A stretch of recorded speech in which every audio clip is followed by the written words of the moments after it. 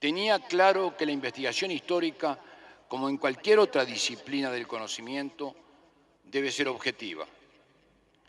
Pero sostenía que eso no significaba, no debía interpretarse que la historia debería despegarse de la realidad política. Así, su militancia partidaria nunca lo apartó de su incansable investigación histórica.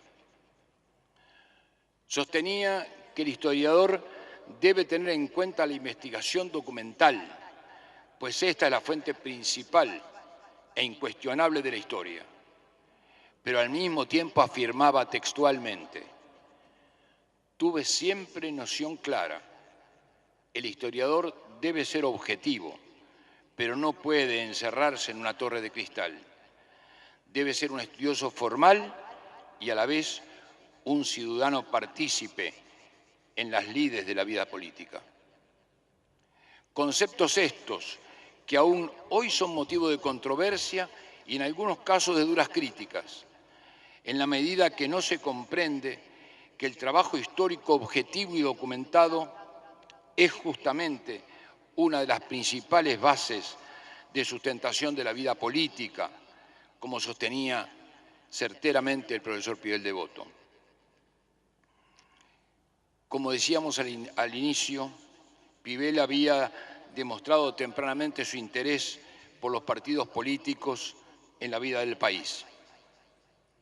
Justamente, como fruto del trabajo sobre esa temática, obtuvo muy temprano, con tan solo 30 años, el premio Pablo Blanco Acevedo, que le otorgara la Universidad de la República por su trabajo Historia de los partidos políticos en el Uruguay, realización que constituye una estupenda obra literaria. Es imposible hacer referencia a la vida de Pibel sin hacer una mención a su aporte a la cultura y en particular a la obra museística que tanto le interesaba. Desde el Museo Histórico Nacional que abriera en 1943 en la Casa de Rivera, luego de que él mismo realizara con un grupo de colaboradores el estudio de identificación e inventario de las piezas existentes, hasta el proyecto de creación de los museos Pedro Figari, Rafael Barradas, Dámaso Antonio Larrañaga y Juan Manuel Blanes. Desde la revista histórica, que en 40 años publicara 44 tomos, hasta la fecunda colaboración con Laura Yestarán, que diera como uno de sus frutos la sesión de musicología instalada en el Museo Romántico. Desde el SODRE hasta la Comisión del Patrimonio Artístico, Histórico y Cultural que creó y presidió, pasando por el Instituto del Libro, que también él fundó. Desde todos estos lugares y actividades aportó como pocos a la cultura nacional. No deseo ni puedo intentar hacer aquí ni siquiera un apretadísimo resumen sintético, sumario, de las diversas actividades desarrolladas por el profesor Devoto a lo largo de su vida. Pero tampoco puedo dejar de referirme a algunos pasajes de su actividad que tuvieran un profundo significado para el país, y lo haré, como al comienzo de estas pocas palabras, valiéndome de su propio relato. Nos decía Pibel en sus conversaciones a que ya hice referencia: actué políticamente en la clandestinidad, como muchos de mis compatriotas. Mi hijo fue apresado. Tengo amargos recuerdos de ese periodo, pero fue una hermosa satisfacción, una enorme satisfacción, los resultados del plebiscito de 1980, cuando fue rechazada masivamente la reforma de la Constitución propuesta por la dictadura militar. Fui elegido presidente del directorio del Partido Nacional en el difícil periodo 1983-1985, hasta que se instaló el primer gobierno constitucional. En marzo de ese año, 1985, acepté la presidencia del Consejo Nacional de Educación. Tenía 75 años en ese momento.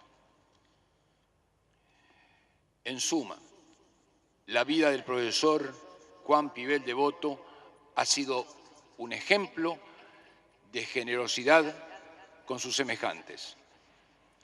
Generosidad como investigador y maestro de historiadores, de más de una generación de historiadores que se nutrieron de sus esperanzas. Generosidad con su propio partido, el Partido Nacional, al cual entre tantas otras instancias brindó su sabiduría y su valentía en momentos particularmente difíciles para la vida del país. Generosidad con la cultura y con su disfrute por la población. Parafraseando a Laura Ayestarán, concluyo afirmando que esta lección de generosidad y modestia es la que recojo junto a otras muchas para proclamarla en este homenaje al profesor Pibel Devoto con la profundísima emoción que hoy le tributamos. Gracias.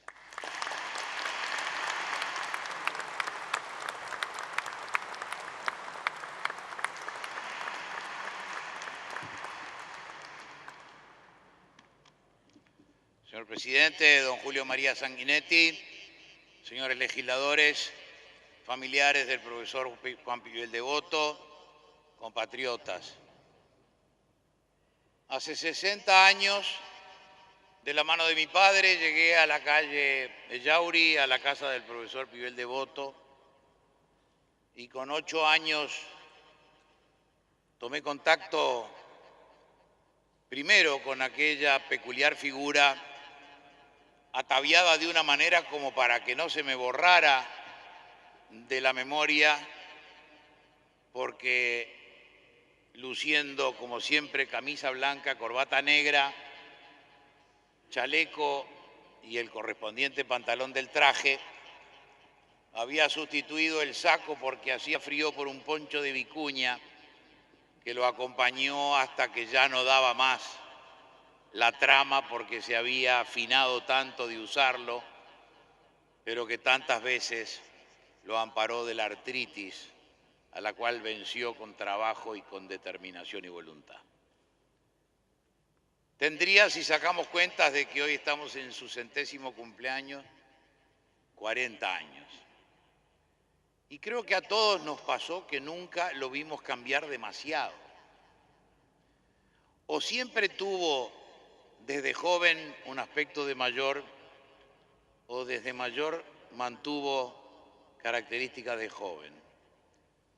Su recortado bigote, lo escueto de su físico, que era engañosa trampa que escondía una fuerza física y un coraje físico sin par.